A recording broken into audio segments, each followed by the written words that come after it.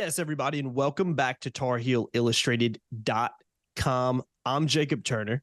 He's Andrew Jones, and we're here for a special edition of the Tar Heel Illustrated podcast. I'm going to call it a special edition, AJ, because we're here to talk about Carolina's newly released 2023-2024 conference basketball schedule that just came out, AJ? I don't know, 40 minutes ago now, maybe?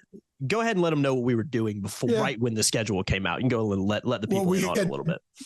We had planned to do a trifecta. We recorded the football show because I'm going out of town on Wednesday. We recorded then the drop for Thursday, and we knew at some point they were going to release Carolina's schedule during the show on the ACC network. So we're really getting ready to hit record for the pod, for the drop, and my phone lights up, and there's the schedule. And I lamented about the first conference game for a minute, got that out of the way, and then we recorded the daily drop for Thursday, which you're not going to want to miss. It's a phenomenal drop. Good drop.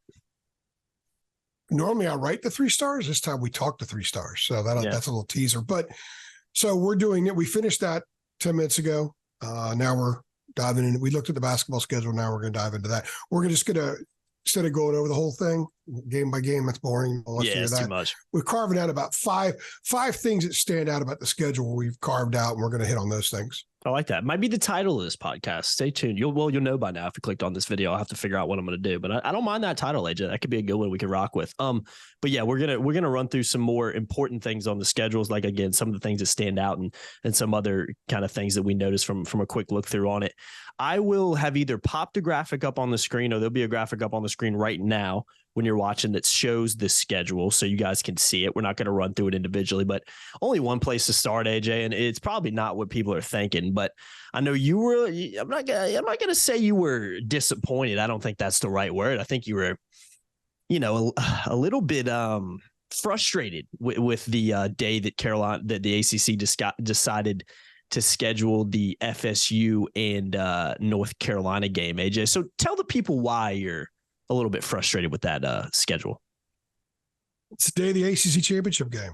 Yeah. Why would you have Florida State, North Carolina play the day of the ACC football championship game? It's almost kind of, come on, off a little bit. It's like, come on. I mean, you can't make. What do we do? They were trolling us at first. Yeah. And here's the thing: it's not like they put the conference schedule out in May. No. We're at the end of September. It's pretty top of mind right now. It's.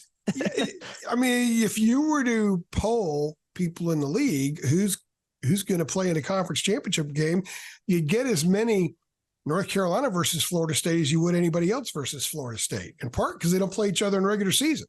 Yeah. What are they thinking?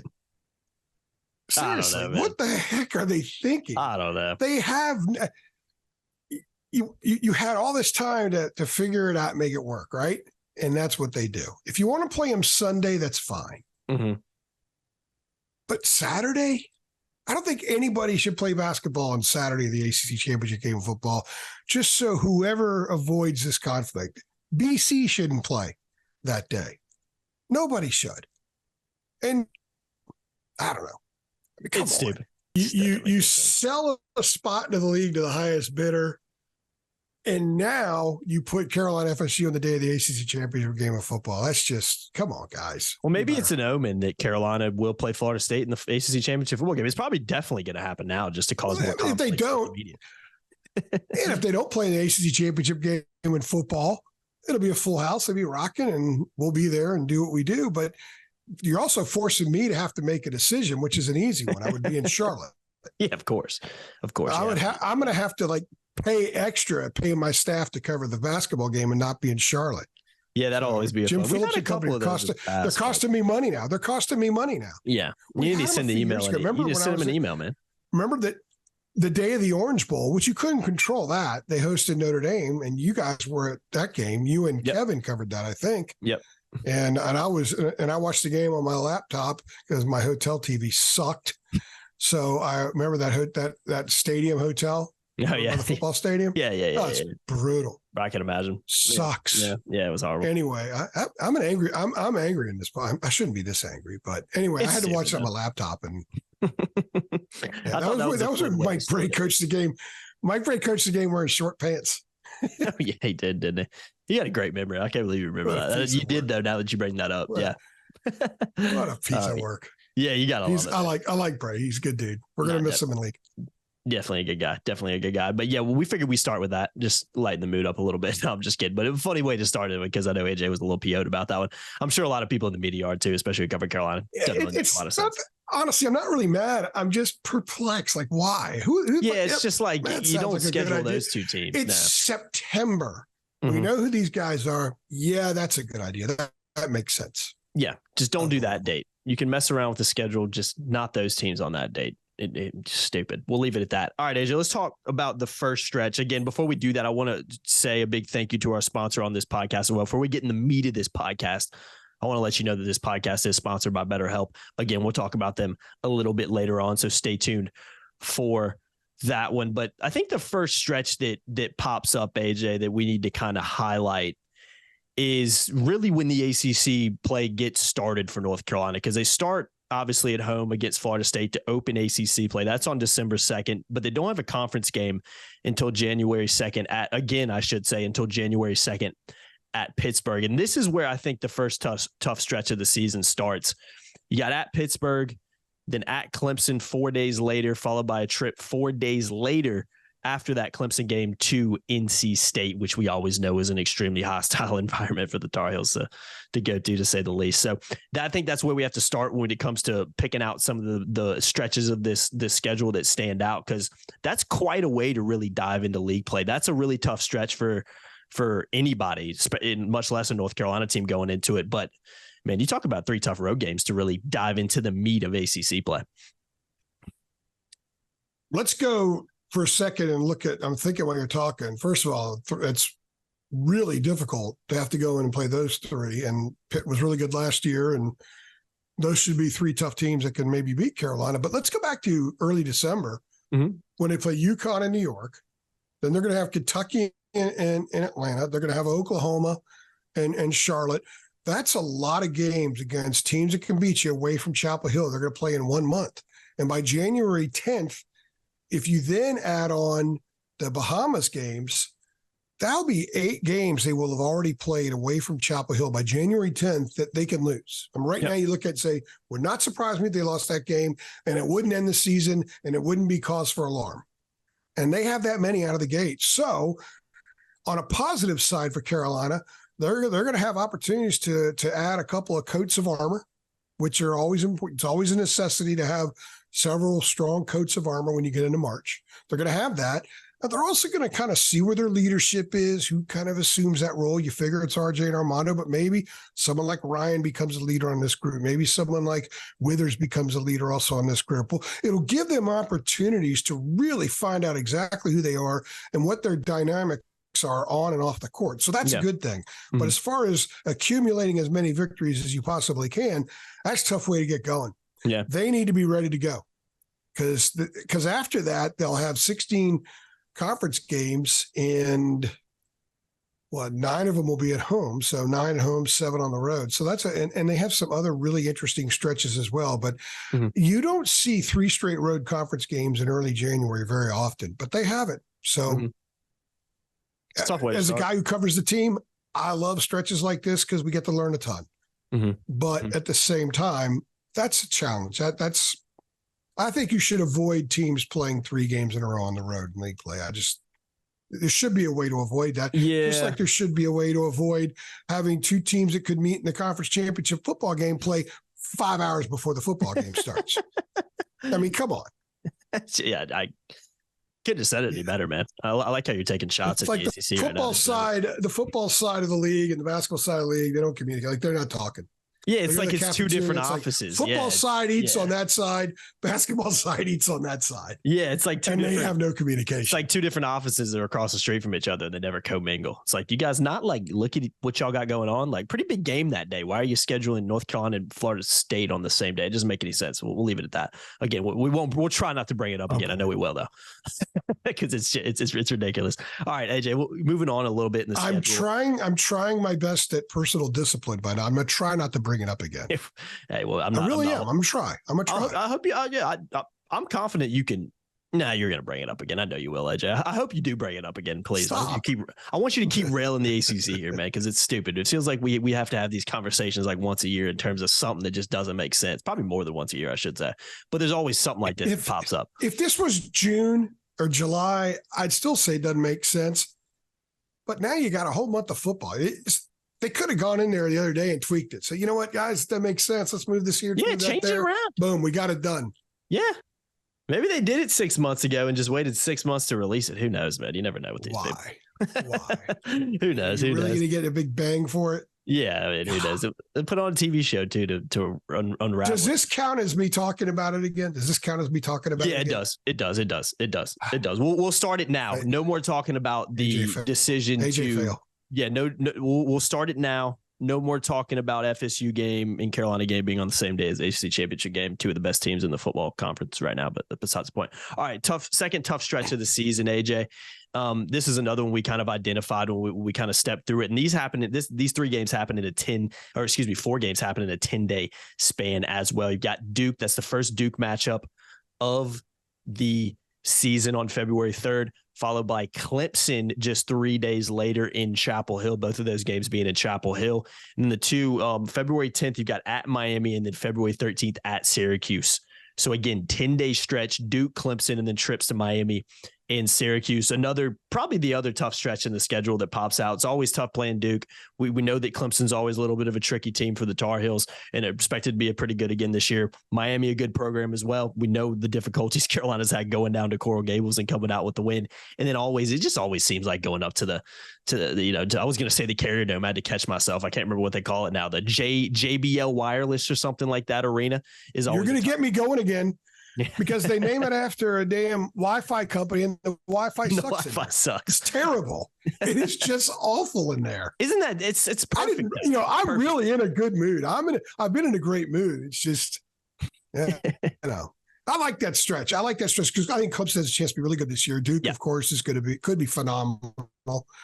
And then going to Miami, it'll be interesting to see what Miami is. They still have some parts back, but Larinaga knows how to throw together a roster, and it's going to be a tough trip because even, good Carolina teams have gone in there and really struggled. The championship team in 2017, they missed 18 of their last 19 shots in the first half down there. So that's a tough place to go sometimes. Have to generate your own energies every once in a while. Mm-hmm. And I agree with you. It's going to be really interesting to see what Syracuse is like this year.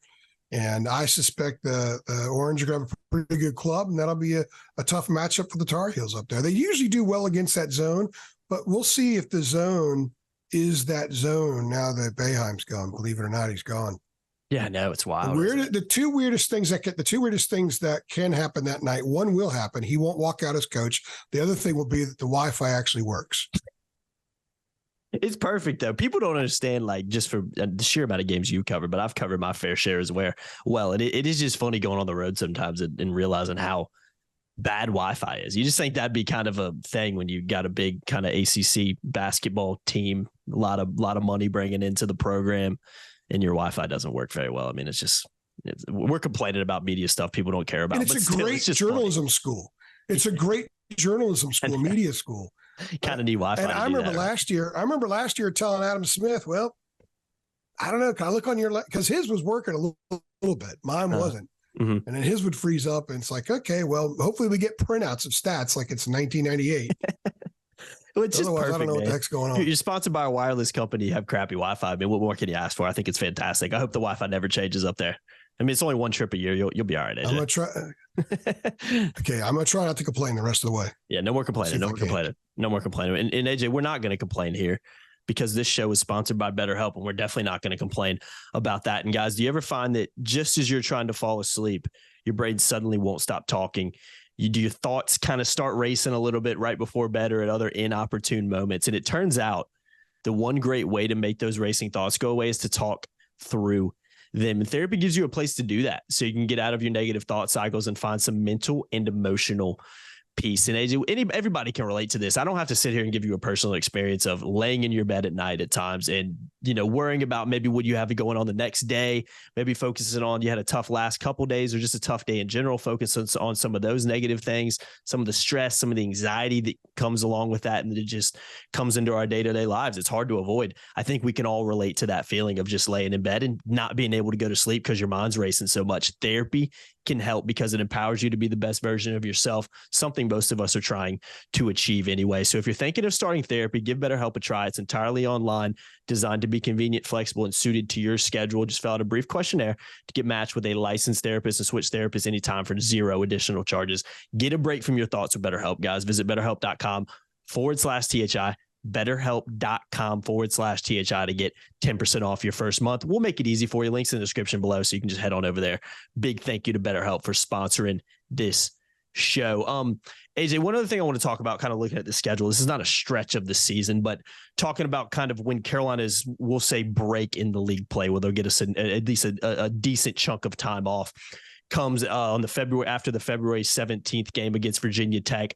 Carolina's got a 7-day break in between a trip to Charlottesville, which I think comes at a great time. That game's on the 24th because we always know how it is. Carolina preparing to go up there, and it's a place they just notoriously struggle out at, man. Hopefully for their sake, they can go up there and get a win this year. But I think having a little bit extra time to prepare for a team like Virginia is always a plus. So we'll go ahead and identify that stretch or those kind of open days, because I think that's big time.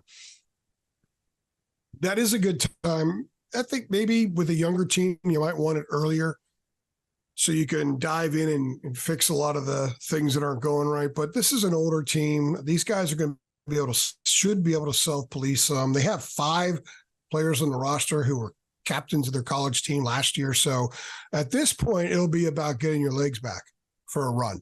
Mm-hmm. So I would imagine that'll be one of those stretches where they get in some work. Against Virginia, so much of the work that you try when you practice against the pack line defense is up here.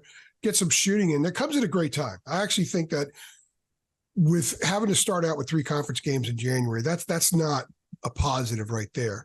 But they do play a lot at home late in the year, and they get that stretch off right there, which I think is perfectly timed.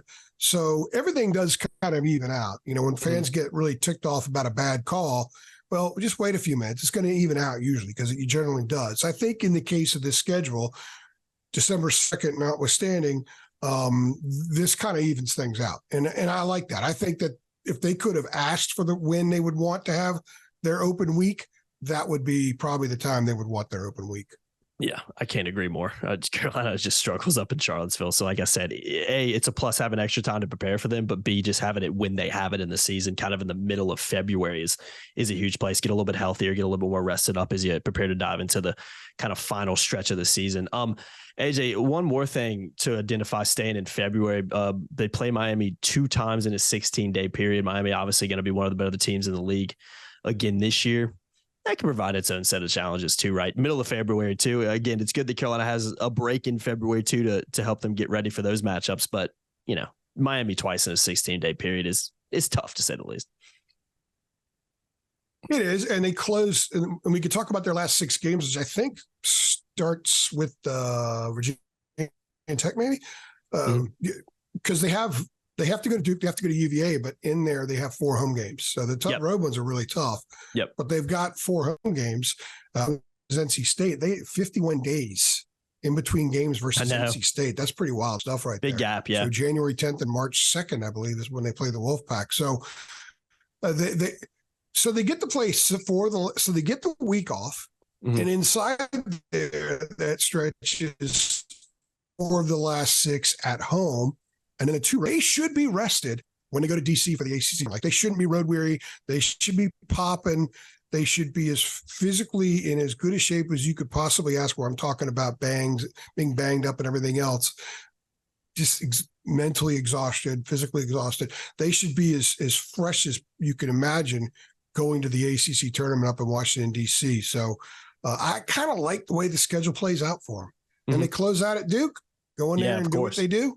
And then they'll be in postseason mindset there. Last time they played at Duke, close that season, it kind of triggered them to a pretty nice 5 weeks of basketball. So we'll see what happens here. But I like the way the schedule ends. I think this is good for Carolina. Yeah, I think it is too. I think it's a solid ACC schedule. A lot of exciting matchups, as there always are. Some tough stretches. You mentioned that just real quickly, what last thing we'll talk about before we wrap this one up, focusing on, you mentioned that kind of last stretch of the season. I'll run through those games real quick. Virginia Tech at Virginia, then those 3 straight home games that you were mentioning, Miami State and Notre Dame. And then you've got, like you said earlier, the final game of the season 4 days after that Notre Dame game at Duke. So again, I think there's 3 stretches we've kind of identified, this being the third one right here. And that's another tough stretch to end ACC play. So you kind of start with a tough stretch to start the league play, and then you kind of end with 1-2. But overall, I think it is a schedule that sets up, for the most part, pretty nicely. When you're in the league, when you're North Carolina, every single game is tough. So you can't really overanalyze this schedule, but so much. But again, it's a tougher way to wrap up the season. And it's almost here. They play a game in less than 6 weeks. I know. Isn't that crazy? They play a conference game in less than 10 weeks, right? It's insane. Yeah. December 2nd, first conference game, Florida State. Yeah.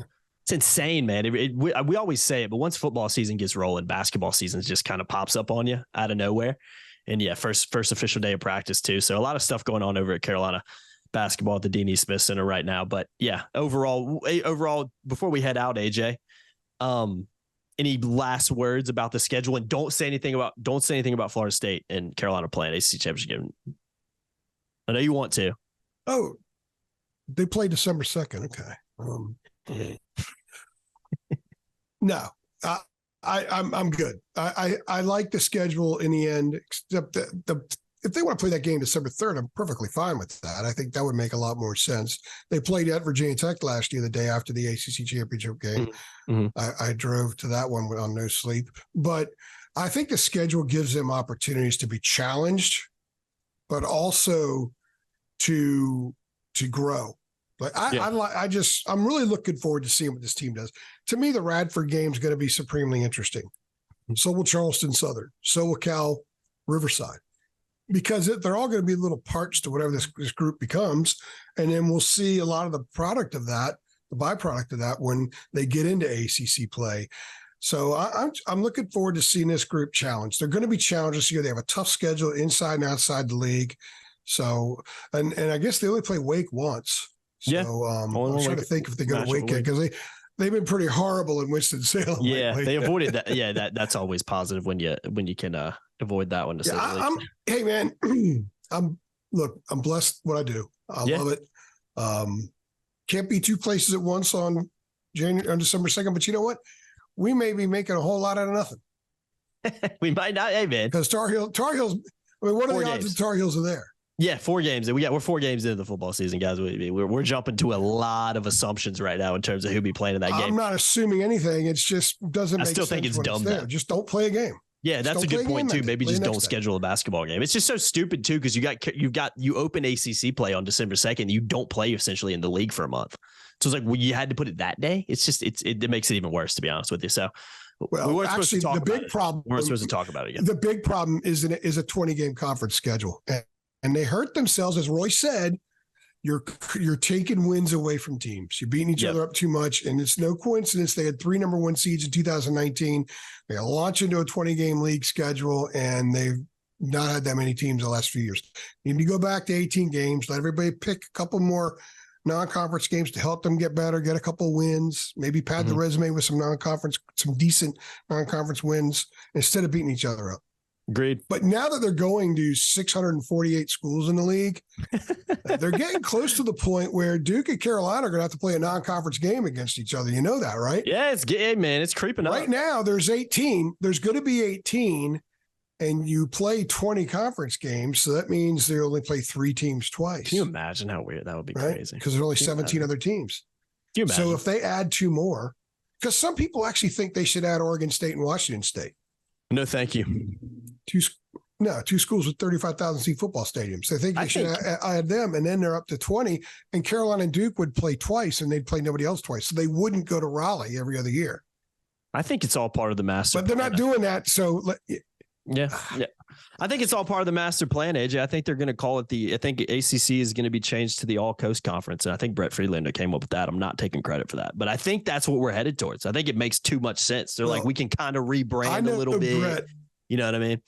I know Brett really well, and Brett is going to take credit for it, whether he started or not. So that's a guarantee. I'm giving him credit. He's the first one I heard say it. In fact, tomorrow, Brett's going to be the guest on the Friday pod again this week, because people loved it. He loved him last week. I'll ask him, did you come? It's always good to have Brett Friedlander on the podcast. But see, the danger with that is I will trigger him about expansion, and he'll go on a tirade that'll make my tirade earlier about December 2nd look weak. Look like child's play. Yeah, weak. Hey, friend of the show. Shout out Brett Friedlander. AJ, we'll go ahead and head on out of here before we bring up FSU in Carolina playing on December 2nd, the same day as ACC Championship game again. We're not going to talk about that again. It's the last time I bring it up, I promise, guys. I've been Jacob Turner. He's been Andrew Jones. This is kind of we'll call it quick reactions to the Carolina's newly released ACC basketball schedule, because that's exactly what it was. On the fly. Schedule just came out a little bit over an hour ago at this point. So we appreciate you guys watching as always. Make sure you like, share, subscribe, hit the notification bell too. Like the video if you're excited about basketball season coming up. And again, a big thank you to BetterHelp for sponsoring this show. Links in the description below. Thanks for watching, guys. See you in the next one. Thanks.